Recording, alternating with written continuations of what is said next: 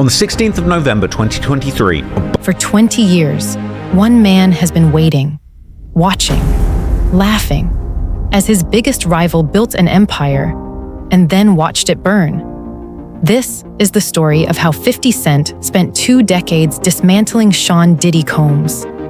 Not with fists, not with diss tracks, but with patience, wit, and a relentless dedication to humiliation. In hip-hop, beef is nothing new, but this wasn't just a feud. This was a plot. And if you look closely enough, it's been unfolding in plain sight since the early 2000s. Back in the late 1990s, Diddy was on top of the world. He was hip-hop royalty, running Bad Boy Records, partying with legends, printing hits like clockwork. Biggie, Mace, Faith Evans, all under his empire. He wasn't just rich. He was cultural gravity. Every room he entered bent toward him. But while Diddy was soaking in champagne and success, before I get any further into the story of Diddy versus 50, I just want to leave a quick disclaimer, okay? This story will have some pretty dark themes as part of it, mainly relating to some of the... In the borough of Queens, another man was building something different. Curtis Jackson, 50 Cent, young, ruthless, brilliantly strategic, a hustler turned rapper, fresh from being shot 9 times and living to tell the story. Where Diddy represented luxury and status, 50 embodied survival. 2 men, same industry, different worlds. And yet, destiny had set them on a collision course. See, 50 Cent didn't just want to be rich.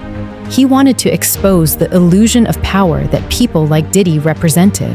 Yo, MTV Raps, and we up in the house. Here we are. That these bad boys built, you know what I'm saying? No doubt. Puffy and crew. So Puffy. No, this is my crew than me. This is family. Artists always first, baby. Puffy.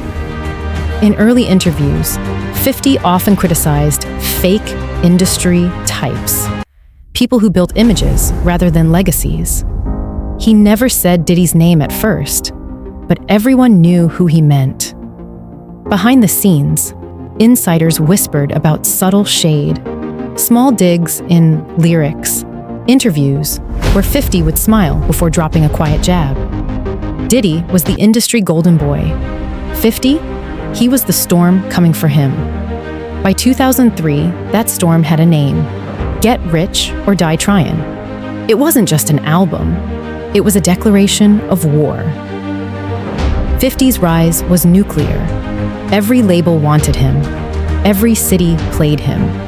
Every rapper feared being in his crosshairs. And with that fame came the freedom to speak his mind.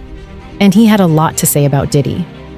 He started mocking Diddy publicly, called him the shiny suit man, took shots at his flashy persona, his parties, his obsession with fame.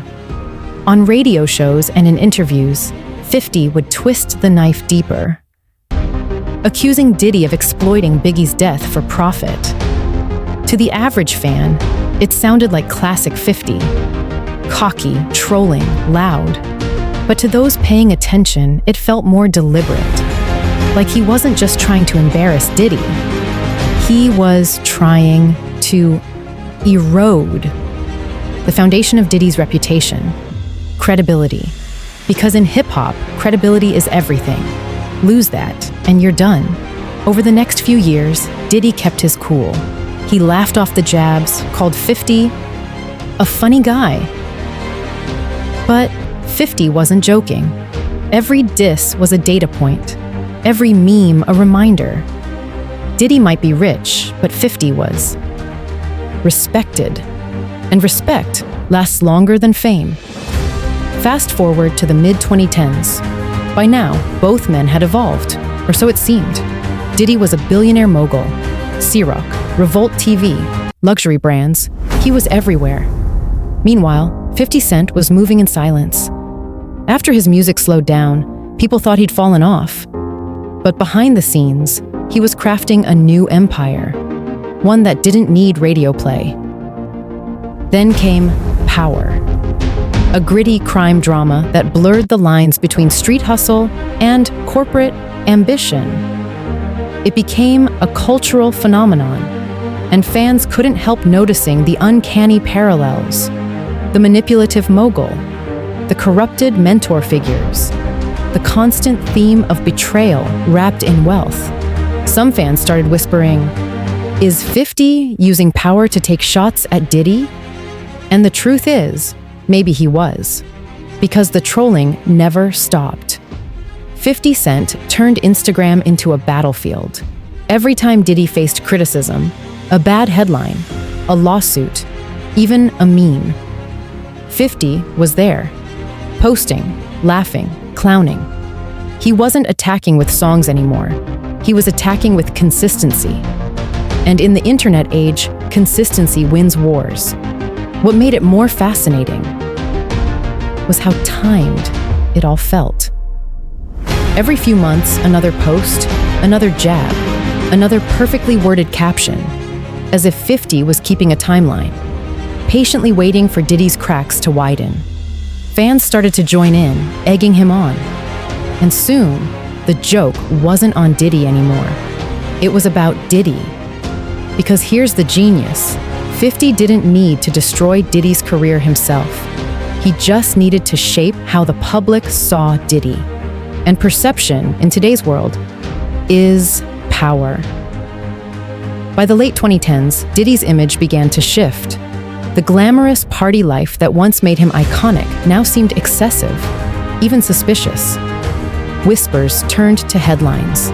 Stories resurfaced. Allegations that had been forgotten started finding oxygen again.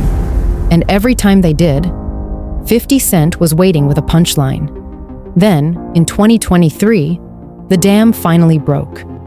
Federal raids, lawsuits, the empire that once seemed untouchable was suddenly under siege. And who was the loudest voice watching it all unfold? You already know. 50 Cent flooded the internet, mocking, posting memes, calling himself Fofty the Prophet. He joked about producing a surviving Diddy documentary. He went viral for saying, "I told y'all," years ago. And millions agreed. Because in that moment, it didn't matter whether 50 caused Diddy's downfall.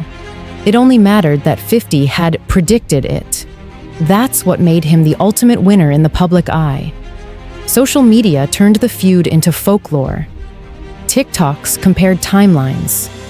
Reddit threads analyzed old interviews.